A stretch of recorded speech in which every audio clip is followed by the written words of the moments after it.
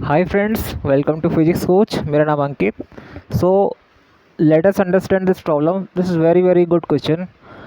A pendulum is hanging from a ceiling of a car. The vehicle. This vehicle is moving on the road and pendulum is hanging from the ceiling of the vehicle. आप लोगों के घरों में car होगी. Car में क्या आपने pendulum लगा दी किसी स्ट्रिंग से, and this your car is moving in the on the road with some acceleration a naught. Then what happen? There is some tension will create in the string. How? You need to find that tension. So एक बार पढ़ लेते हैं question दोबारा से. A pendulum is hanging from the ceiling of a car. This is the ceiling of a car. Ceiling. And this is your car. Having an acceleration a naught with respect to the road. Car is having the acceleration a naught with respect to the road. You need to find the angle made by the string with the vertical. Actually, this is pendulum. This pendulum is not in that way. When car moving, then pendulum will go back. थोड़ा सा पीछे जाएगा pendulum आपका. जैसे car आगे जाएगा, then pendulum will go little bit back. It will make certain angle theta. You need to find the tension in the string.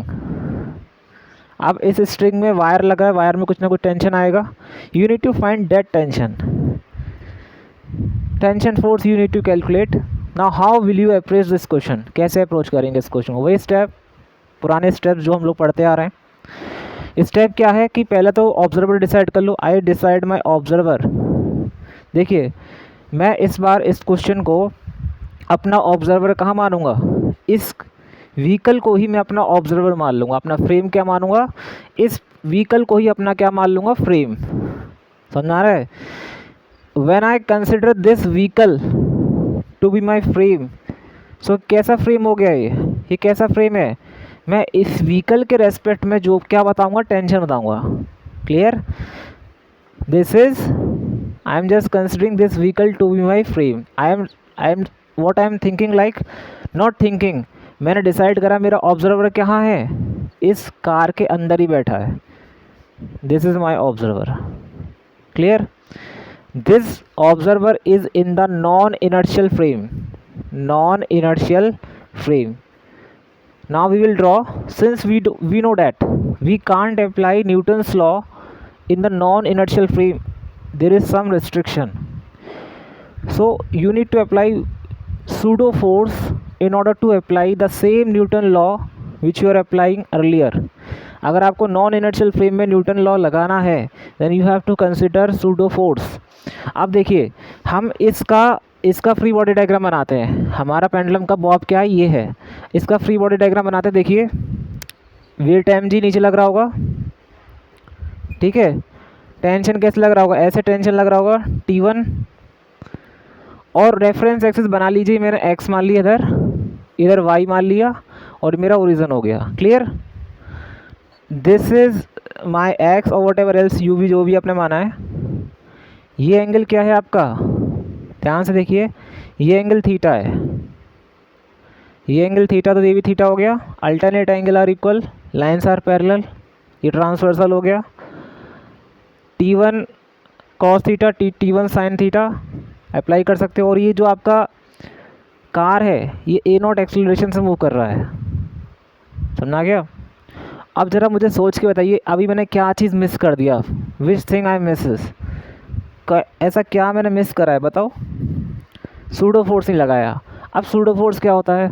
Pseudo force होता है मास, जिस बॉडी के ऊपर हम सिस्टम माने, जिस बॉडी को सिस्टम माने, उसका मास मल्टीप्लाई जो हमारा नॉन इनर्शियल फ्रेम है उसका जो भी एक्सेलरेशन है उससे मल्टीप्लाई करना है, लेकिन साइन माइनस लेकर, मतलब उसके अपोजिट. फॉर एग्जांपल, अगर मेरा नॉन इनर्शियल फ्रेम राइट में मूव कर रहा है तो सूडो फोर्स कहाँ लगेगा? बैक में. अगर मेरा नॉन इनर्शियल फ्रेम टॉप ऊपर जा रहा है तो सूडो फोर्स कहाँ लगेगा? नीचे. तो मैंने वही m into minus a naught, mass उस बॉडी का जिस बॉडी का हम सिस्टम बना रहे हैं.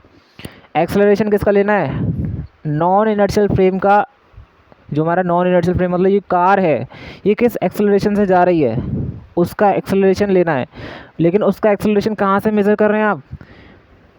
इनर्शियल फ्रेम से। इनर्शियल फ्रेम से जो नॉन इनर्शियल फ्रेम है किस एक्सेलरेशन से मूव कर रहा है, that is a naught. So m into minus a naught, तो डायरेक्शन हमेशा नेगेटिव लेना है, अपोजिट लेना है, ठीक है। तो mass into the acceleration of non inertial frame as seen from the inertial frame, that you have to consider, ठीक है।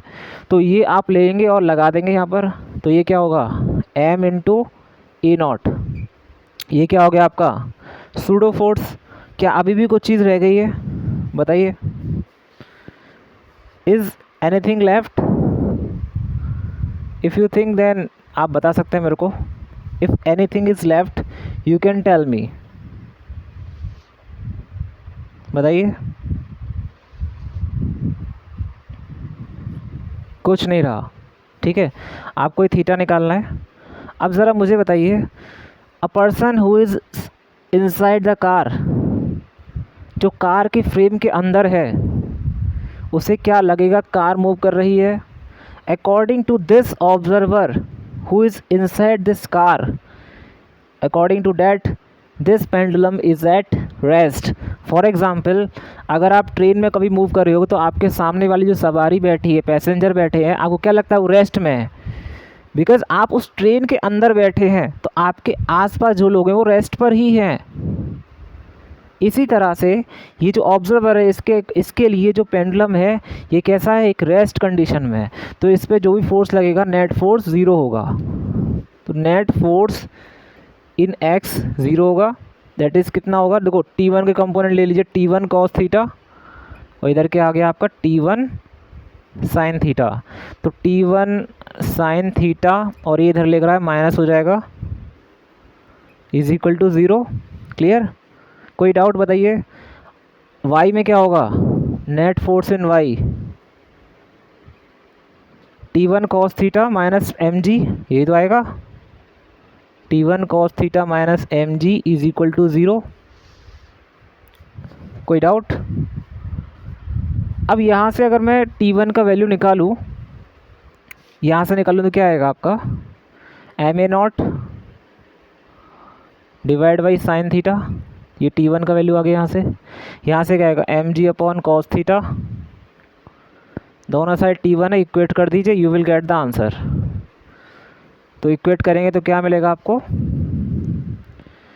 M g m a naught divide by sine theta is equal to m g upon cos theta.